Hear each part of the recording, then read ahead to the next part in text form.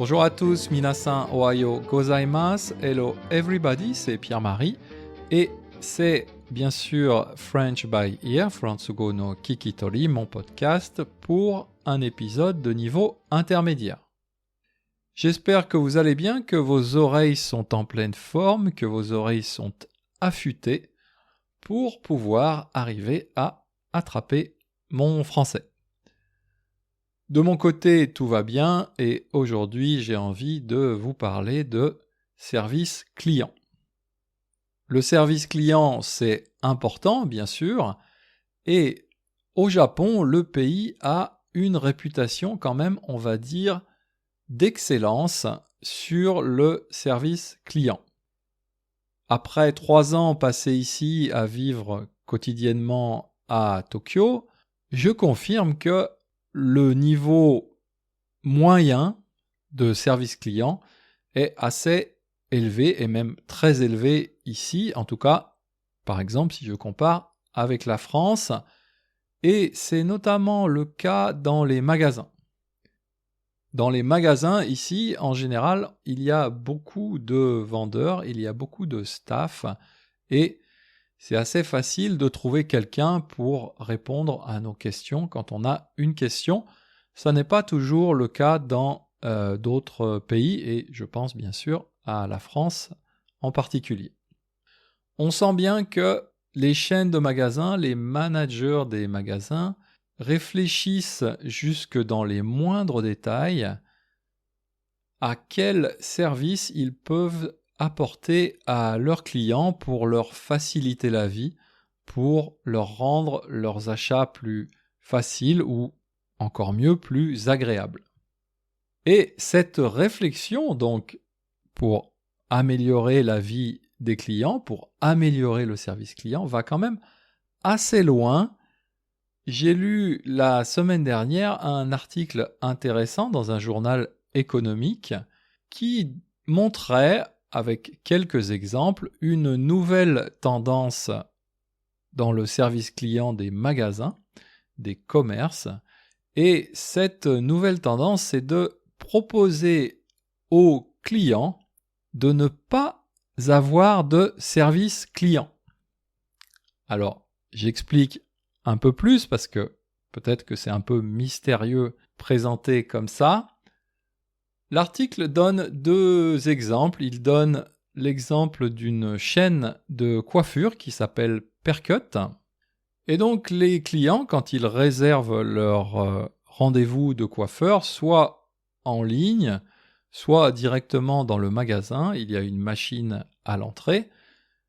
Quand ils font leur réservation, il y a différentes options. Est-ce que je veux un shampoing? Est-ce que je veux une couleur? Etc. Et cette chaîne de magasins a rajouté récemment une nouvelle option.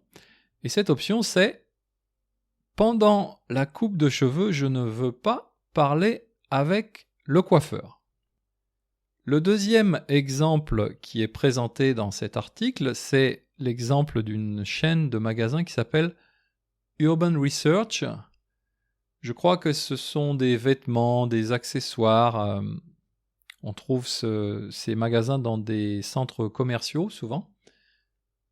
Et donc cette chaîne de magasins, quand les clients font leurs courses, elle propose bien sûr des sacs ou des paniers pour mettre leurs courses pendant qu'on se balade dans le magasin.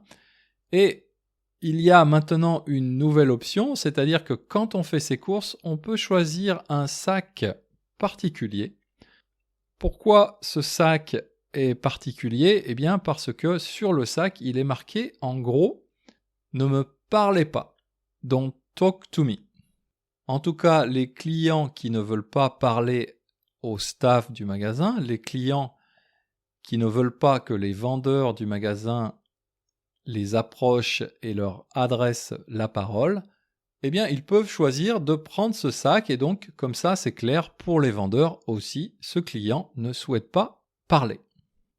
Alors, les représentants de ces 2 sociétés, la chaîne de coiffure et le magasin de vêtements, expliquent que ce nouveau service est destiné à leurs clients timides, on dit aussi à leurs clients introvertis. Il y a des clients qui sont vraiment très timides et qui ne veulent pas parler avec les vendeurs, avec les coiffeurs. Et donc pour ce type de personnes, on propose ce nouveau service. Alors ça me rappelle des vieux souvenirs où quand j'étais enfant, adolescent, j'étais quand même très timide et je me rappelle de conversations assez gênantes, vraiment embarrassantes avec mon coiffeur ou ma coiffeuse. Je ne savais jamais quoi leur dire, j'avais horreur qu'on me pose des questions, bref, j'étais quand même très timide, ça a beaucoup changé depuis. Et donc je peux comprendre cette idée, mais quand même, je trouve que c'est un peu dommage, d'abord parce que, eh bien, si on est timide et qu'on a toujours cette option de ne parler avec personne, eh bien on reste timide, à mon avis, toute sa vie. La timidité disparaît petit à petit justement parce que on est confronté à des situations comme celle-ci où on doit parler avec quelqu'un. C'est un peu gênant, mais bon, à la fin, on n'en meurt pas quand même. Et petit à petit, je pense que, aussi avec l'âge, en grandissant, etc., on est plus à l'aise dans ce type de communication. Donc c'est dommage pour ça, et c'est aussi dommage parce que on est déjà dans une société très moderne où on est beaucoup dans les smartphones, on a nos écouteurs dans les oreilles. Quand on passe des commandes, souvent ce sont des guichets automatiques, etc. Et donc, on rajoute ici encore une option où on coupe finalement la communication entre les personnes. Bien sûr, c'est mon avis. Tout le monde ne pense pas comme moi, mais je trouve que c'est un peu dommage. Ceci dit, seulement 10% des clients du salon de coiffure et à peu près la même proportion des clients dans le magasin de vêtements choisissent donc cette option de ne pas parler et de rester quelque part dans leur bulle. Donc l'immense majorité des clients, l'immense majorité des gens, eh bien, souhaitent laisser la porte ouverte à la communication. Et ça m'a fait penser à un article que j'avais lu il y a un peu plus d'1 an en France sur une chaîne de supermarchés qui a proposé à peu près la chose inverse. C'est-à-dire que dans le supermarché, il y a bien sûr toutes les caisses à la fin où on paye ses achats. Et donc ce supermarché a décidé de réserver 1 ou 2 caisses sur l'ensemble des caisses pour les clients qui, au contraire, souhaitent parler avec le caissier ou la caissière. Et ils ont appelé ça des blabla caisses. Je pense que vous avez déjà entendu ce mot ou cette expression, le blabla. C'est quand on parle un peu pour ne rien dire. Et donc c'est vrai qu'en supermarché, de temps en temps, si on est pressé et que on fait la queue derrière une personne, alors souvent ce sont des personnes âgées qui au contraire n'est pas pressée, mais en plus a envie de discuter, de blablater avec le caissier ou la caissière, c'est un peu énervant. Et donc ce supermarché a eu, à mon avis, cette bonne idée de proposer ces fameuses blabla caisses. Dans un autre style, ici au Japon, il y a les fameuses Yakult Lady. Alors, pour ceux qui ne connaissaient pas, Yakult, c'est une marque de boissons lactées. Donc, c'est un peu comme des yaourts. Lacté, ça veut dire à base de lait. Donc, cette marque de boissons lactées est assez célèbre au Japon. Et leur système de distribution, c'est que ces petits yaourts sont livrés chaque jour ou chaque semaine, ça dépend des clients, à la maison. Et donc, en général, ce sont des femmes qui font ce travail et qui donc viennent livrer ces yaourts aux clients. Et pourquoi est-ce que ces Yakult Lady sont assez célèbres ? Eh bien parce que cette marque de yaourt met justement en avant la communication.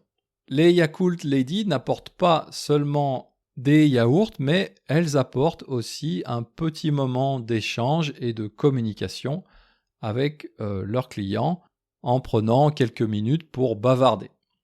En tout cas, c'est comme ça que la marque présente son service. Et donc là, au contraire de l'option proposée par le salon de coiffure tout à l'heure, on est dans un service client qui met en avant la communication et, on pourrait dire aussi, une sorte de lien social entre la marque, les vendeurs et les clients. Alors moi j'adore communiquer et quelque part j'ai cette idée un peu étrange sans doute que j'aimerais bien faire quelques jours seulement ce travail de Yakult Lady juste pour voir et puis aussi pourquoi pas pour pratiquer mon japonais. Je pense que ce serait assez rigolo mais ça m'étonnerait qu'ils recrutent des Français de plus de 50 ans pour faire ce travail. Et aussi concernant les vendeurs dans les magasins, en fait, je vais assez souvent les voir simplement pour parler. Alors, je parle des vendeurs dans les magasins ici au Japon. Je vais souvent les voir pour parler et en fait, avec l'objectif de pratiquer mon japonais. Je n'ai pas nécessairement ou je n'ai pas toujours envie d'acheter quelque chose, mais si je me trouve dans un magasin ou un centre commercial et j'ai un peu de temps devant moi, eh bien je dis tiens, allez, je vais aller parler avec ce vendeur si je vois qu'il n'est pas très occupé. Je vais poser des questions sur le magasin, sur les produits, demander des conseils et au final, voilà, ça me fait une petite séance de pratique de la langue, non seulement gratuite, mais en plus dans des conditions réelles, donc à mon avis c'est assez intéressant. Par contre, j'ai l'impression que dans mon quartier, il y a certains vendeurs qui m'ont repéré et qui ont tendance à se cacher quand j'entre dans le magasin. Peut-être que s'ils avaient un panneau ou un sac ou un badge ne me parlaient pas, peut-être que ça les arrangerait à ce moment. Blague à part, si vous êtes en France, n'hésitez pas à aller dans les magasins, vous allez dans les grands magasins, dans les centres commerciaux, aux heures creuses, quand il n'y a pas beaucoup de clients, et vous allez parler aux vendeurs. Après tout, c'est leur métier de parler aux clients, c'est leur travail, et pour vous, ça vous fait une séance de pratique de votre français. Voilà, c'est tout pour aujourd'hui. La transcription de ce podcast est en accès gratuit sur mon site frenchbyear.com et je vous dis à bientôt. Mata Jikai.